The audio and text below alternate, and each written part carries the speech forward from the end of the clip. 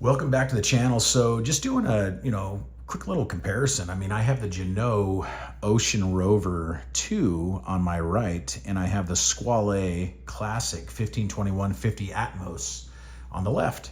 And both retail kind of around the same. I think the Squale retails a little less compared to the Ginault, but if you look at, build and they have the same movement. They have the SW200. This is a much, newer company. This company's been around since 1959. This is a classic design. This one here takes from, other designs. Obviously, you could tell it takes from the Rolex Submariner. But yeah, just wanted to show these two while I have them here. And the build quality of both. Both are great build qualities. They are both made very well. This one here is a 500 meter water resistance with a sapphire crystal. This one's 300 meter water resistance. I'll tell you, the Loom on the Ginault just blows the Squale out of the water. The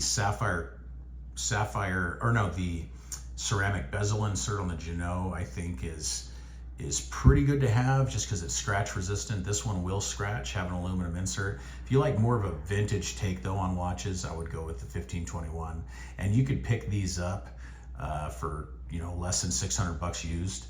That's how I was able to acquire mine. But this Ginault here, I think new, they're like $1,400 around there. Used, they kind of hold their value. For some reason, these hold their value. They hover around $1,000, maybe 1,200. But there's a reason, because these Ginauds, if you don't have the money for a Submariner or a Rolex or any of that, you get a lot of watch for the money. You know what I mean? You really do. And you got solid end links, you got a Rolex style bracelet. It's a 40 mil case, screw down crown. The screw down crown is super thick. The crown tube's super thick, like a Rolex. So you could see, on the back there, you got that giant O-ring. So, this thing's made very well. So if you don't want to, pony up 10 grand and wait on a 2-year wait list, a 2-year, bullshit wait list for Rolex, you could pick up something like this and you're gonna have a solid watch. You got a 120 click bezel, which is really, really good for the money. I mean, that's hard to beat.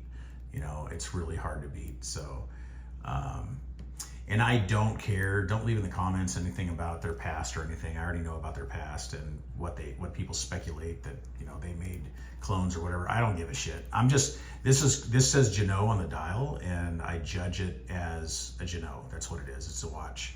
So, and that's how I judge it. So, but yeah, hand built in America. I don't know how much hand building is done here. I really don't.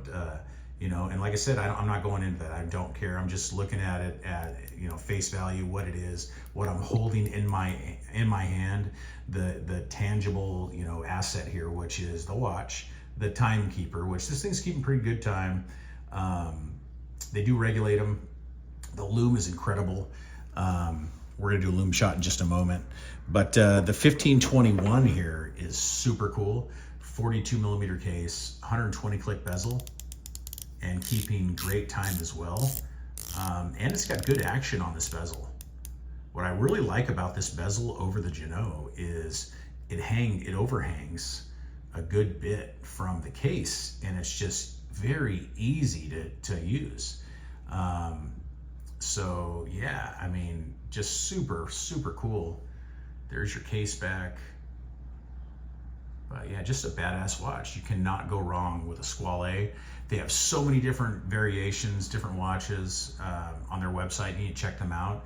If you're looking to buy one of these, you can buy one from Mil-Spec Watch Group. I will have a link in the description below to their website. But yeah, I mean, these things are super cool as well. Cannot go wrong with these. On the wrist, on my 7.5 inch wrist, it wears very good. It's very comfortable, especially having it on this this Barton Elite, which I really like. These Barton Elite straps, rubber straps. They're super soft, supple. easy to wear, contour to the wrist very well. But yeah, you see it on my 7.5 inch wrist, it fits perfect. So 42 mil, and then you got 50 tip to tip. But look how it hugs the wrist. It just totally, those lugs curve down. You know, it's kind of drastic, but it hugs the wrist.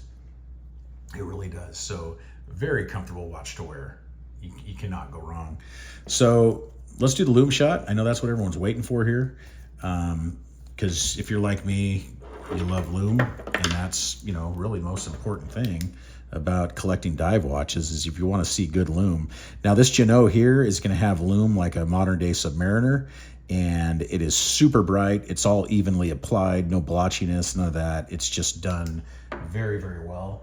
So here's the Loom on both watches, and you can see the Ginault is super bright, and it's going to last longer at night. The Squale is decent. I mean, it really is decent. I'll be honest, the Squale has, I don't have the Doxa out, but the Squale's brighter than the Doxa. Doxas kind of fade fast. This Squale's got good Loom in it, and it hangs on for quite a while. So this comparison though, the Ginault is definitely going to beat it out. So anyway, but yeah, that is pretty much just a quick little comparison of these two watches. Well, they're both here in the collection. Thank you so much for watching. Please like and subscribe, and we'll see you in the next one. Thank you. Bye-bye.